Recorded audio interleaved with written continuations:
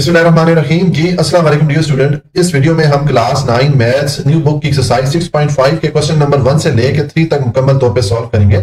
अब यहाँ पर क्वेश्चन नंबर 1 है, find the values of X Y and Z from the following right angle triangle. देखें, इस क्वेश्चन में मुख्तलिफ पार्ट हैं। हर पार्ट में हमें इस तरह एक राइट एंगल ट्राइंगल दी जाएगी। राइट एंगल ट्राइंगल कौन सी होती है? जिसमें कि एक एंगल 90 डिग्री का हो। ठीक है, तो ये हमारी एक राइट एंगल ट्राइंगल है। अब इसमें कुछ साइड्स की वैल्यूज मिसिंग होगी, तो जो मिसिंग वैल्यू होगी वो हमें मालूम करना पड़ेगी।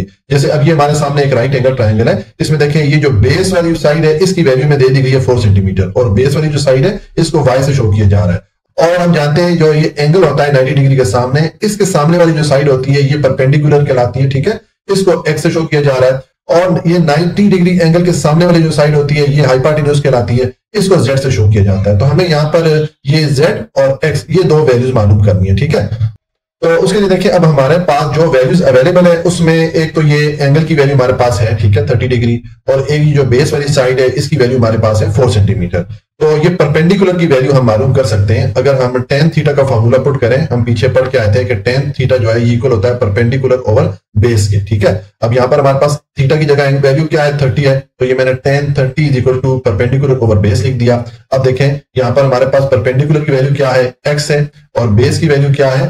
4 है। तो इनकी जगह तो मैं ये वैल्यूज पुट कर लूंगा। देखें, परपेंडिकुलर की जगह मैंने x पुट कर दिया, बेस की वैल्यू मैंने 4 पुट कर दी, और tan 30 की वैल्यू 1/√3 होती है। ये जो टेबल हमने पीछे एक साइड में देखा था, उस टेबल से आपने जो वैल्यूज याद की हैं, अगर आप tan 30 की वैल्यू देखेंगे तो आपको ये वाली मिलेगी। ठीक है, तो ये मैंने इनकी वैल्यूज पुट कर ली।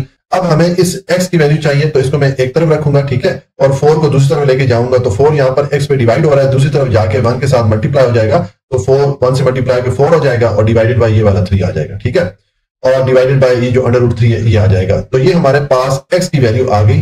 x कौन सी वाली साइड थी? परपेंडिकुलर ये वाली साइड है। ठीक है, यानी कि हमने परपेंडिकुलर की जो वैल्यू है वो मालूम कर ली है। ठीक है, इसके साथ यूनिट मैंने सेंटीमीटर लिख दिया, क्योंकि यहाँ पर देखें इन्होंने यूनिट बेस के साथ भी सेंटीमीटर दिया हुआ है। ठीक है, तो हमने सेम यूनिट लिखना है। तो ये हमने जो परपेंडिकुलर वाली साइड है इसकी लेंथ भी मालूम कर ली। अब देखिए, हमारे पास ये दो साइड की लेंथ आ गई। ये जो बेस वाली साइड है इसकी लेंथ ऑलरेडी हमारे पास थी, और ये जो परपेंडिकुलर वाली साइड है इसकी लेंथ हमने मालूम कर ली है। अब ये तीसरी जो साइड है इसकी लेंथ हम मालूम कर सकते हैं पाइथागोरस थ्योरम को यूज करके। ठीक है, हम पाइथागोरस थ्योरम को भी यूज कर सकते हैं, और जो cos थीटा का फॉर्मूला है वो भी हम यूज कर सकते हैं, क्योंकि हमारे पास देखें ये बेस की वैल्यू है। तो यहाँ पर अगर मैं cos थीटा का फॉर्मूला पुट करूं, cos थीटा किसके इक्वल होता है? बेस ओवर हाइपोटेन्यूज के। ठीक है, तो अब थीटा की वैल्यू यहाँ पर हमारे पास है 30, तो मैंने cos 30 लिख दिया is equal to base over hypotenuse. अब यहाँ पर आप वैल्यूज पुट कर लें। आपके पास बेस की वैल्यू है 4, ठीक है, तो b की जगह आप 4 पुट कर लेंगे, और h या हाइपोटेन्यूज किसके इक्वल है? z या z के इक्वल है, तो यहाँ पर मैंने z पुट कर लिया। और cos 30 की वैल्यू अगर आप जो स्पेशल एंगल का जो टेबल है वहां पर देखेंगे तो आपको ये वैल्यू मिलेगी √3/2। तो मैंने ये वैल्यूज पुट कर ली। अब हमारे पास ये इक्वेशन बन रही है, तो इसमें हम क्रॉस मल्टीप्लीकेशन कर लेते हैं। ये जो z है इसको मल्टीप्लाई कर लेते हैं इस साइड पे √3 से, और ये जो 2 है इसको मल्टीप्लाई कर लेते हैं 4 से। ठीक है, तो ये z या z इस तरफ आएगा, तो ये z इंटू √3 हो जाएगा, और ये 2 इस 4 से जाके मल्टीप्लाई होगा तो 8 हो जाएगा। ठीक है, अब हमें z की वैल्यू चाहिए, तो इसको मैंने इसी तरफ रखा, और √3 को दूसरी तरफ लेके जाएंगे तो ये 8 पे डिवाइड हो जाएगा। ठीक है, तो ये हमारे पास z यानी कि जो हाइपोटेन्यूज वाली साइड है इसकी वैल्यू भी आ गई। ठीक है, और इसके साथ में मैंने यूनिट सेंटीमीटर लिख दिया। ठीक है, क्योंकि यहाँ पर क्वेश्चन में हमें यही वाला यूनिट दिया गया था सेंटीमीटर, तो इसलिए हमने ये जो दो साइड मालूम की है इनके साथ हमने यूनिट सेंटीमीटर का ही लिखना है। तो ये हमारा जो पार्ट 1 है ये कंप्लीट हो जाता है। अच्छा जी, पार्ट 2 है। अब इसमें हमें ये राइट एंगल ट्राइंगल दी गई है। ठीक है, तो इसमें हमारे पास देखें ये जो एंगल है इसके सामने वाली जो साइड है ये परपेंडिकुलर कहलाती है। तो ये परपेंडिकुलर वाली जो साइड है इसकी वैल्यू दे दी गई है। ठीक है, इसका मतलब है ये जो बेस वाली साइड है, ये एंगल के साथ वाली जो साइड होती है ये बेस वाली साइड होती है। तो ये वाली साइड जो है इसकी वैल्यू मिसिंग है, और ये 90 जो एंगल होता है इसके सामने वाली जो साइड होती है ये हाइपोटेन्यूज कहलाती है। ये दो जो साइड्स हैं इनकी वैल्यूज हमने मालूम करनी है। तो अब देखिए, हमारे पास ये एंगल की वैल्यू आ रही है। ये जो एंगल ए है इसकी वैल्यू π/4 है, और ये जो परपेंडिकुलर वाली साइड है इसकी वैल्यू हमारे पास है।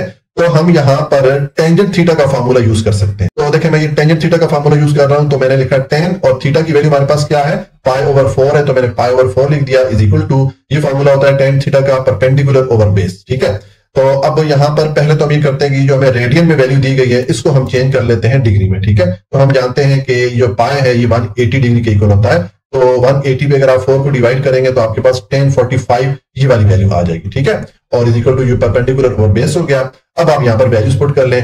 tan 45 की वैल्यू अगर आप जो स्पेशल एंगल वाला टेबल है वहां पर देखेंगे तो इसकी वैल्यू 1 है, तो यहाँ पर मैंने 1 पुट कर दिया, और परपेंडिकुलर की वैल्यू हमें ये दे दी गई है √3, ठीक है। तो यहाँ पर मैंने √3 पुट कर लिया और बेस जो है इसको शो किया जा रहा है x से, ठीक है। तो b की जगह मैंने x को पुट कर लिया। अब ये जो x है इसको इक्वेशन की दूसरी तरफ लेके जाए तो यहाँ पर ये डिवाइड हो रहा है √3 पे, दूसरी तरफ जाएगा 1 के साथ मल्टीप्लाई होगा तो 1 into x x ही आ जाएगा, ठीक है। तो ये हमारे पास x की वैल्यू आ गई, यानी कि ये जो बेस वाली साइड है इसकी हमें लेंथ मिल गई है या इसकी वैल्यू में मिल गई है √3 सेंटीमीटर। मैंने साथ यूनिट लिख दिया सेंटीमीटर क्योंकि यहाँ पर देखें यूनिट सेंटीमीटर हमें क्वेश्चन में दिया गया, ठीक है।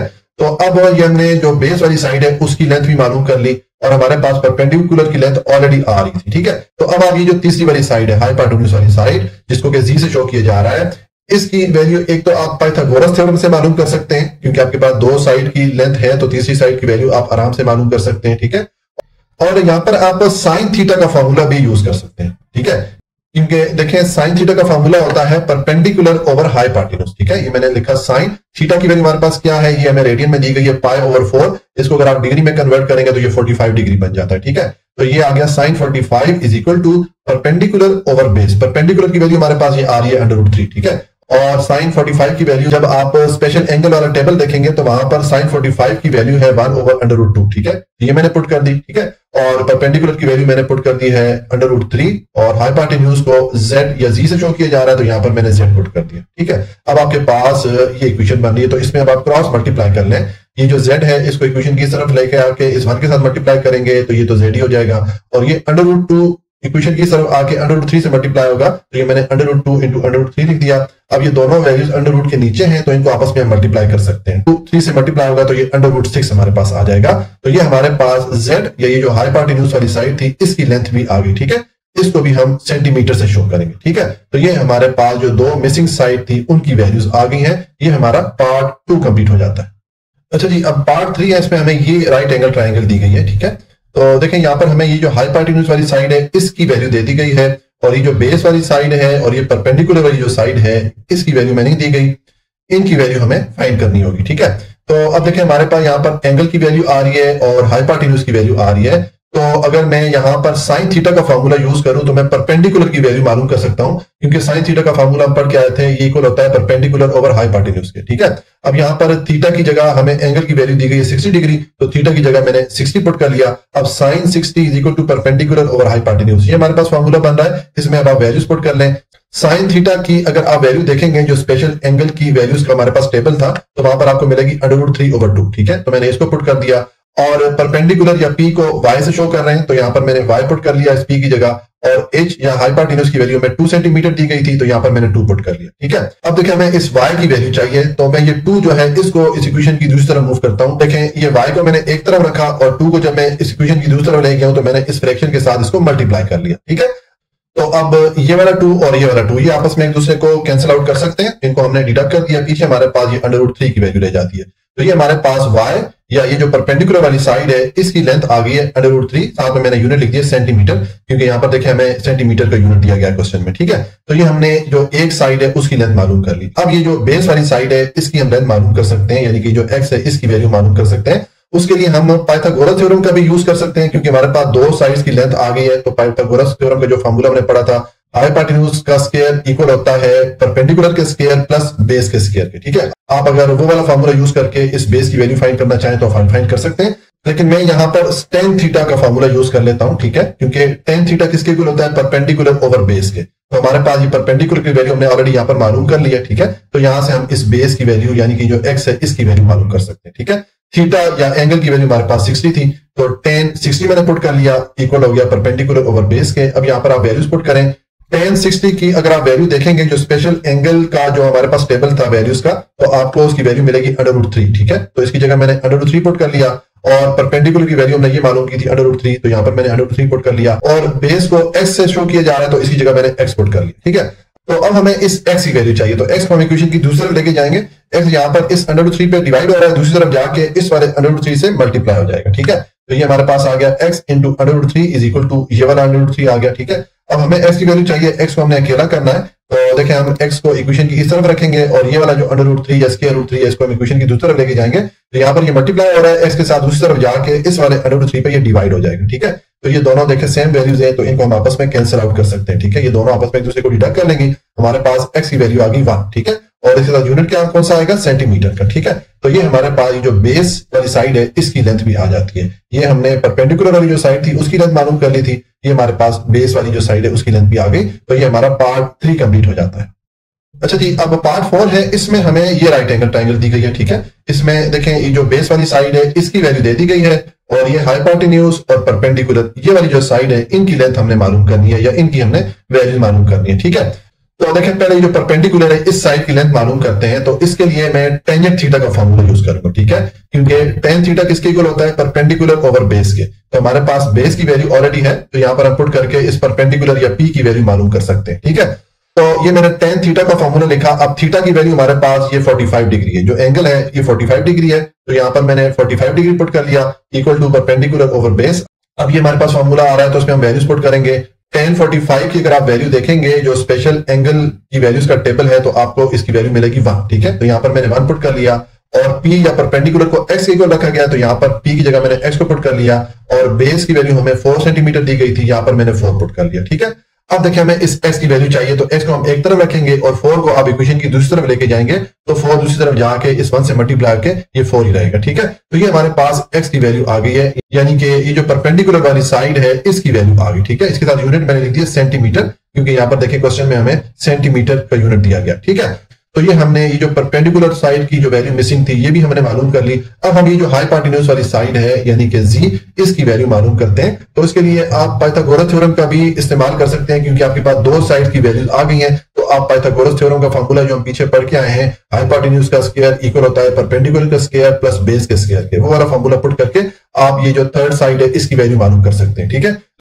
लेकिन मैं पाइथागोरस थ्योरम को यूज करने की बजाय जो साइन थीटा का फॉर्मूला है वो यहां पर यूज कर लेता हूं। ठीक है, आप दोनों में से कोई से भी यूज कर सकते हैं, जो भी आपको आसान लगे वो आप यूज कर सकते हैं। ठीक है, तो मैं साइन थीटा का फॉर्मूला यूज करूंगा, क्योंकि साइन थीटा किसके इक्वल होता है, परपेंडिकुलर ओवर हाइपोटेन्यूज के। तो हमारे पास ये परपेंडिकुलर की वैल्यू हमने यहाँ पर मालूम कर ली है, ये जो एक्स वाली साइड थी इसकी वैल्यू मालूम कर ली है। इसका मतलब है हमारे पास इस पी की वैल्यू है, तो यहां से हम इस हाइपोटेन्यूज या एच की वैल्यू मालूम कर सकते हैं। ठीक है, तो ये मैंने लिखा साइन थीटा की वैल्यू हमारे पास क्या है, थीटा या एंगल हमारे पास 45 है, तो यहां पर मैंने 45 लिख दिया equal to perpendicular over hypotenuse. अब यहां पर वैल्यूज पुट करें। साइन 45 की वैल्यू अगर आप देखेंगे जो स्पेशल एंगल की वैल्यूज वाला टेबल है तो आपको ये वैल्यू मिलेगी 1/√2। ठीक है, तो इसकी जगह मैंने ये वैल्यू पुट कर ली और p या परपेंडिकुलर की वैल्यू हमने मालूम की है 4 सेंटीमीटर, तो यहां पर मैंने 4 पुट कर लिया और h या हाइपोटेन्यूज को z से शो किया जा रहा है तो यहां पर मैंने z को पुट कर लिया। ठीक है, अब आपके पास ये इक्वेशन बन रही है तो इसको आप क्रॉस मल्टीप्लाई कर लें, इस z को इक्वेशन की इस तरफ लेके आएंगे और इस 1 से मल्टीप्लाई करेंगे तो ये z ही होगा। ठीक है, और ये √2 इस तरफ आएगा, इस 4 के साथ मल्टीप्लाई होगा तो ये 4/√2 हो जाएगा। ठीक है, ये हमने क्रॉस मल्टीप्लाई कर लिया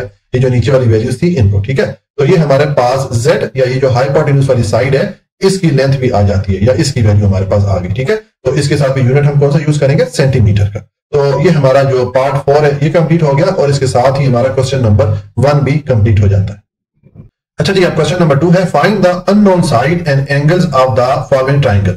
इस क्वेश्चन में दो पार्ट है, यहाँ पर हमें इस तरह एक राइट एंगल ट्राइंगल दी जाएगी। ठीक है, इसमें कुछ वैल्यूज मिसिंग है। देखें अब ये ट्राइंगल में दी गई है, इसमें ये बेस वाली साइड की वैल्यू है हमारे पास और परपेंडिकुलर वाली जो साइड है इसकी वैल्यू है, लेकिन ये जो हाइपोटेन्यूज वाली साइड है यानी कि ये साइड बी इसकी वैल्यू मिसिंग है। तो एक तो हमने इसको मालूम करना है। ठीक है, दूसरा इसमें देखें ये जो दो एंगल है इनकी वैल्यूज मिसिंग है, ये हमने मालूम करनी है। ये वाला एंगल तो हम जानते हैं कि राइट एंगल ट्राइंगल में ये वाला जो एंगल होता है ये 90 डिग्री का होता है। ठीक है, जबकि ये वाले जो दो एंगल है इनकी वैल्यूज मिसिंग है, तो ये हमने मालूम करनी है। ठीक है, इसका मतलब है कि हमने ये दो एंगल और ये एक साइड की वैल्यू मालूम करनी है।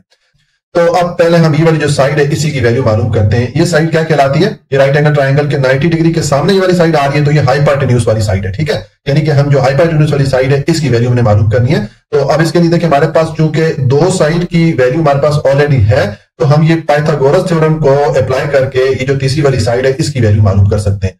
पाइथागोरस थ्योरम का फॉर्मूला हम पीछे पढ़ के आए हैं कि परपेंडिकुलर का स्क्वायर प्लस बेस का स्क्वायर ये इक्वल होता है हाइपोटेन्यूज के स्क्वायर के। ठीक है, तो अब यहाँ पर वैल्यूज पुट कर लें। परपेंडिकुलर की वैल्यू आपके पास क्या है, ये √3 सेंटीमीटर है, तो इस p की जगह आप √3 पुट कर लें और बेस की वैल्यू आपको √13 दी गई है ये वाली। ठीक है, तो इसकी जगह मैंने √13 पुट कर लिया और ये जो हाइपोटेन्यूज या h है इसको b के इक्वल रखा गया है तो इसकी जगह मैंने b को पुट कर लिया। ठीक है, अब देखें इन दोनों वैल्यूज में ये स्क्वायर रूट या अंडर रूट का जो साइन आ रहा है ये और ये जो स्क्वायर की वैल्यूज आ रही है ये आपस में एक दूसरे को डिडक्ट कर सकती हैं, एक दूसरे को कैंसिल आउट कर सकती है। ठीक है, तो हम इनको आपस में कैंसिल कर देंगे। पीछे हमारे पास क्या वैल्यू रह जाएंगी, ये आ जाएगा हमारे पास 3 + 13 = b² हो गया।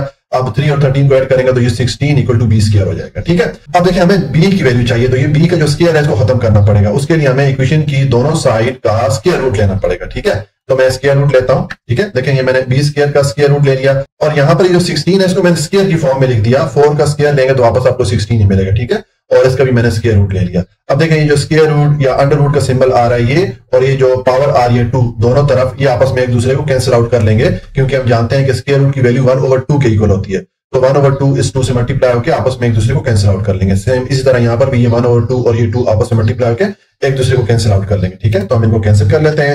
यहाँ पर देखिए स्क्वायर रूट और स्क्वायर कैंसिल हो गया, इस तरह इधर भी हम इनको कैंसिल कर लेते हैं। तो हमारे पास क्या वैल्यू आ गई, b is equal to 4 centimetre, यानी कि ये जो हाइपोटेन्यूज वाली साइड है इसकी हमारे पास लेंथ आ गई है 4 सेंटीमीटर। ठीक है, ये हमने ये जो साइड की वैल्यू मिसिंग थी इसको मालूम कर लिया। अभी जो 2 एंगल मिसिंग है इनकी वैल्यू हमने मालूम करनी है। तो पहले ये जो एंगल ए है ये वाला एंगल, इसकी वैल्यू मालूम करते हैं। तो इसके लिए मैं साइन थीटा का फॉर्मूला पुट कर लेता हूं, क्योंकि साइन थीटा का फॉर्मूला होता है परपेंडिकुलर ओवर हाइपोटेन्यूज। तो हमारे पास जो दोनों वैल्यूज हैं तो हम यहाँ पर साइन थीटा का फॉर्मूला पुट कर लेते हैं। ठीक है, तो देखिए मैंने लिखा साइन और थीटा की जगह ये एंगल ए आ जाएगा, तो मैंने लिख दिया sine of measurement of angle A is equal to, ये मैंने साइन थीटा का फॉर्मूला पुट कर दिया, परपेंडिकुलर ओवर बेस। अब यहाँ पर आप वैल्यूज पुट कर लें। परपेंडिकुलर की वैल्यू आपके पास ये है √3, तो इसको मैंने पुट कर लिया, और बेस की वैल्यू भी हमने ये मालूम की है 4 सेंटीमीटर, तो इसको मैंने पुट कर लिया। अब हमें इस एंगल ए की वैल्यू चाहिए, जो मेजरमेंट ऑफ एंगल ए है इसकी वैल्यू चाहिए। तो साइन को आप दूसरी तरफ ले जाएं, ये साइन दूसरी तरफ जाएगा तो ये साइन इनवर्स बन जाएगा। एक्चुअली में ये साइन दूसरी तरफ आएगा तो ये जो फ्रैक्शन है इस पे डिवाइड हो जाता है, नीचे आ जाता है। नीचे से जब ऊपर लेके जाएंगे तो इसकी पावर -1 हो जाती है। ठीक है, पावर का साइन चेंज हो जाता है। ठीक है, मैंने इसको डायरेक्टली लिख दिया कि साइन को दूसरी तरफ लेके आएंगे तो ये साइन इनवर्स बन जाएगा। अब आप कैलकुलेटर से पहले शिफ्ट का बटन प्रेस करें, फिर जो साइन का बटन है कैलकुलेटर पे आप देखेंगे एक बटन पे साइन लिखा हुआ, ठीक है, उस बटन को प्रेस करेंगे और उसके बाद ये √3 प्रेस करेंगे, डिवाइडेड बाय 4 करके इक्वल का साइन प्रेस करेंगे तो आपके पास ये वैल्यू आ जाएगी। ठीक है, ये हमारे पास ये जो एंगल ए था इसकी वैल्यू आ गई है 25.66 डिग्री। ठीक है, अब ये जो एंगल सी है इसकी वैल्यू मालूम करते हैं। तो अब इसकी वैल्यू बड़ी आसानी से मालूम कर सकते हैं, क्योंकि देखिए हमारे पास ये जो ट्रायंगल है इसमें 2 एंगल की वैल्यू मालूम हो चुकी है। एक ये वाला एंगल अभी हमने मालूम कर लिया 25.66 इसकी वैल्यू आई थी। ठीक है, और ये वाला एंगल हम जानते हैं कि ये चूंकि राइट एंगल ट्रायंगल है तो ये वाला जो एंगल है ये 90 डिग्री का है। ठीक है, अब ये 2 एंगल की वैल्यू हम जानते हैं, तो यहां पर अगर हम जो ट्रायंगल का फॉर्मूला है कि अगर हम किसी भी ट्रायंगल की तीनों एंगल को आपस में ऐड करें, आपस में सम करें तो हमें टोटल 180 डिग्री मिलता है। ठीक है, तो ये वाला फॉर्मूला मैंने यहाँ पर पुट कर दिया। अब एक एंगल की वैल्यू हमारे पास जो एंगल ए है इसकी वैल्यू हमारे पास ये आई थी, ये मैंने पुट कर ली। दूसरा एंगल हमारे पास ये 90 डिग्री का था, ये मैंने पुट कर लिया। और तीसरा एंगल ये जो एंगल सी है इसको मैंने यहाँ पर पुट कर दिया, मेजरमेंट ऑफ एंगल सी। ठीक है, तो इन तीनों एंगल को आपस में सम करें तो हमें टोटल 180 डिग्री मिलता है। ये मैंने फॉर्मूला पुट कर लिया। अब हमें ये जो एंगल सी है इसकी वैल्यू चाहिए, तो इसको हम इस इक्वेशन की इस तरफ रखेंगे और ये 2 वैल्यूज आप इक्वेशन की दूसरी तरफ ले जाएंगे तो ये दोनों माइनस हो जाएंगी। ठीक है, यहाँ पर प्लस थी, दूसरी तरफ आके माइनस हो जाएंगी। अब आप 180 डिग्री में से इन दोनों वैल्यूज को माइनस करेंगे तो आपके पास जो एंगल सी है उसकी वैल्यू आ जाएगी 64.34 डिग्री। ठीक है, तो ये हमारे पास जो तीसरा एंगल था उसकी वैल्यू भी हमने मालूम कर ली। इस तरह हमें ये जो ट्रायंगल राइट एंगल ट्रायंगल दी गई थी इसमें एक साइड जो मिसिंग थी उसकी वैल्यू हमने ये मालूम कर ली, और ये जो 2 एंगल मिसिंग थे इनकी वैल्यूज भी हमने ये नीचे मालूम कर ली। तो ये हमारा पार्ट 1 कंप्लीट हो जाता है। अच्छा जी, अब पार्ट 2 इसमें ये हमें राइट एंगल ट्रायंगल दी गई है, तो इसमें भी देखें ये जो हाइपोटेन्यूज वाली साइड है ये वाली वैल्यू मिसिंग है और ये 2 एंगल्स हैं इनकी वैल्यूज मिसिंग है, तो ये हमने मालूम करनी है। सेम जिस तरह के हमने पार्ट 1 को सॉल्व किया था, पहले ये जो हाइपोटेन्यूज वाली साइड है इसकी वैल्यू मालूम करते हैं। तो हमारे पास देखें ये जो 2 साइड है, परपेंडिकुलर वाली साइड और ये बेस वाली साइड, इन दोनों की वैल्यूज हमारे पास है। तो हम ये पाइथागोरस थ्योरम को यूज करके ये जो हाइपोटेन्यूज वाली साइड है इसकी वैल्यू मालूम कर सकते हैं। ठीक है, ये मैंने पाइथागोरस थ्योरम का फॉर्मूला पुट कर दिया, परपेंडिकुलर का स्क्वायर प्लस बेस का स्क्वायर ये इक्वल होता है हाइपोटेन्यूज के स्क्वायर के। यहाँ पर आप वैल्यूज पुट कर लें। परपेंडिकुलर की वैल्यू हमारे पास ये 4 सेंटीमीटर है, तो इसकी जगह मैंने 4 को पुट कर लिया, और ये बेस की वैल्यू भी हमें 4 सेंटीमीटर दी गई है, यहाँ पर भी मैंने 4 पुट कर लिया। ठीक है, अब आप इन दोनों 4 का स्क्वायर लेंगे तो ये 16 + 16 हो जाएगा। 16 को 16 में ऐड करेंगे तो 32 हो जाएगा।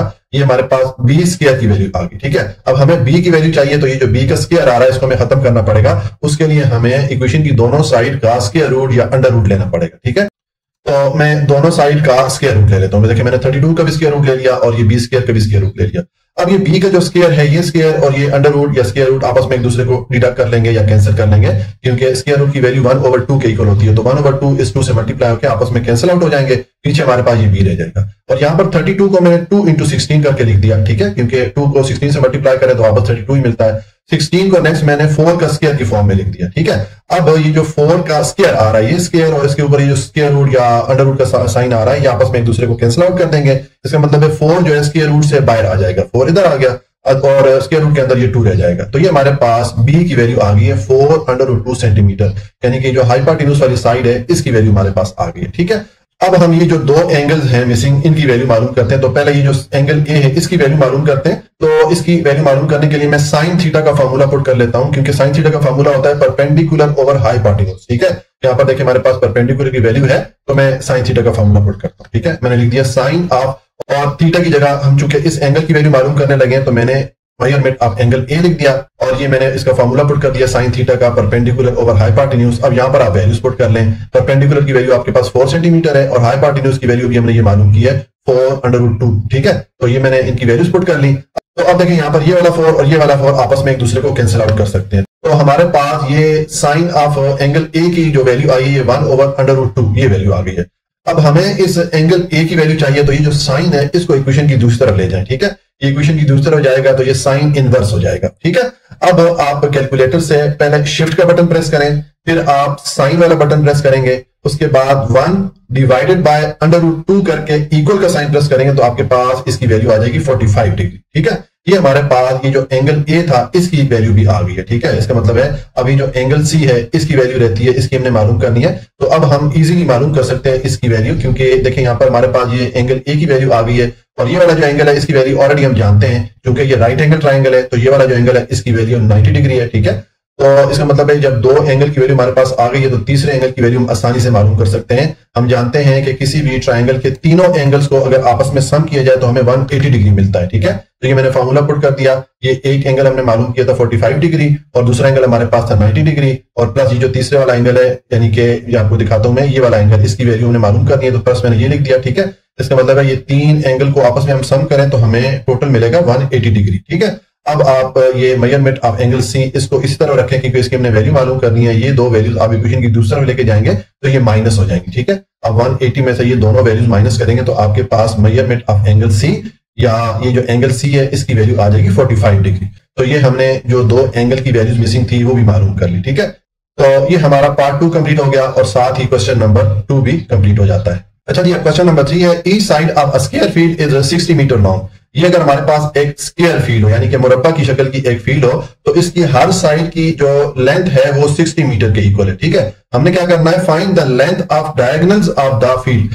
ये जो फील्ड है इसकी जो डायगोनल्स की लेंथ है वो हमने मालूम करनी है। देखें ये अगर हमारा स्क्वायर हो, ठीक है, इस स्क्वायर की ये वाली साइड और ये वाली साइड अगर हम आपस में मिला लें तो ये जो लेंथ बनती है इस साइड की, इसको डायगोनल बोलते हैं, ठीक है। आप इस तरह मिला लें, या ये वाला कॉर्नर और ये वाला कॉर्नर इस तरह आपस में मिलाएंगे तो यहाँ पर जो इस साइड की जो लेंथ बनेगी वो डायगोनल कहलाएगी, ठीक है। तो हमने ये जो डायगोनल की लेंथ है ये मालूम करनी है, ठीक है। तो अब देखें ये अगर हमारे पास स्क्वायर हो, ठीक है, और इन दो कोनों को अगर हम आपस में मिलाएं तो ये एक डायगोनल हमारे पास बन गया। अब आप अगर इसको देखें तो ये हमारे पास एक राइट एंगल ट्राइंगल बन जाती है, ठीक है। ये देखें ये इसमें 90 डिग्री का एंगल बन जाता है, ये वाली साइड इसकी बेस वाली साइड बन जाती है और ये परपेंडिकुलर वाली साइड बन जाती है। और हमने ये वाली साइड मालूम करनी है जो डायगोनल वाली साइड है। तो ये साइड क्या हो जाएगी, चूंकि ये 90 डिग्री के सामने है तो ये हाइपोटेन्यूज वाली साइड हो जाएगी, ठीक है। यानी कि हमने हाइपोटेन्यूज की जो लेंथ है वो मालूम करनी है। तो इसके लिए अब देखें हम जो पाइथागोरस थ्योरम का फार्मूला है वो यूज कर सकते हैं, क्योंकि हमारे पास ये दो साइड की लेंथ है तो तीसरी साइड की लेंथ हम मालूम कर सकते हैं। तो ये मैंने पाइथागोरस थ्योरम का फार्मूला पुट कर दिया, परपेंडिकुलर का स्क्वायर प्लस बेस का स्क्वायर इक्वल होता है हाइपोटेन्यूज के स्क्वायर के। यहाँ पर अब आप वैल्यूज पुट कर लें तो परपेंडिकुलर की वैल्यू हमारे पास 60 मीटर है, इसको मैंने पुट कर दिया। बेस की वैल्यू हमारे पास 60 मीटर है, इसको मैंने पुट कर दिया, ठीक है। और हाइपोटेन्यूज की वैल्यू हमने मालूम करनी है। अब आप ये 60 का स्क्वायर लेंगे तो ये 3600 हो जाएगा, और इस 60 का स्क्वायर लेंगे तो ये भी 3600 हो जाएगा। इन दोनों को आपस में सम करेंगे तो ये 7200 हो जाएगा, ठीक है। अब हमें ये h की वैल्यू चाहिए, इसका जो स्क्वायर है इसको हमने खत्म करना है। तो उसके लिए आप इक्वेशन की दोनों साइड का स्क्वायर रूट या अंडर रूट लेना है, ठीक है। तो मैंने दोनों साइड का स्क्वायर रूट या अंडर रूट ले लिया। अब ये जो 7200 है इसको मैं 2 × 3600 लिख सकता हूं, क्योंकि इनको आप मल्टीप्लाई करेंगे तो वापस आपको 7200 ही मिलेगा, ठीक है। और यहाँ पर ये स्क्वायर रूट या अंडर रूट का जो सिंबल है ये, और ये जो h की पावर आ रही है 2, ये आपस में एक दूसरे को कैंसिल आउट कर लेंगे, क्योंकि आपको मैंने पीछे बताया कि स्क्वायर रूट की वैल्यू होती है 1/2। तो 1/2 इस 2 से मल्टीप्लाई करके आपस में एक दूसरे को कैंसिल आउट कर लेंगे, पीछे हमारे पास ये h रह जाएगा, ठीक है। अब नेक्स्ट देखें ये जो 3600 है इसको मैंने 60 की स्क्वायर की फॉर्म में लिख दिया, क्योंकि 60 का स्क्वायर लेंगे तो आपको वापस 3600 यही वैल्यू मिलेगी, ठीक है। अब 60 का ये जो स्क्वायर है, ये स्क्वायर और इसके ऊपर ये जो अंडर रूट का सिंबल आ रहा है, ये आपस में एक दूसरे को कैंसिल आउट कर लेंगे, तो ये 60 जो है इस अंडर रूट से बाहर आ जाएगा, ठीक है, और अंदर ये 2 रह जाएगा। तो ये हमारे पास वैल्यू आ जाएगी 60 अंडर रूट 2 मीटर। ये जो हाइपोटेन्यूज वाली साइड है, ये जो डायगोनल वाली साइड है, इसकी हमारे पास लेंथ आ गई है 60 इंटू अंडर रूट 2 मीटर, ठीक है। इसकी हमारे पास वैल्यू आ गई है 60 अंडर रूट 2 मीटर, ठीक है। तो इस तरह ये हमारा जो क्वेश्चन नंबर 3 है ये कंप्लीट हो जाता है जी। अगर आपको कोई भी पॉइंट समझ में नहीं आया तो आप कमेंट में पूछ सकते हैं। वीडियो को लाइक, सब्सक्राइब और शेयर जरूर कर लीजिएगा। अपना बहुत ख्याल रखिएगा। अल्लाह हाफिज।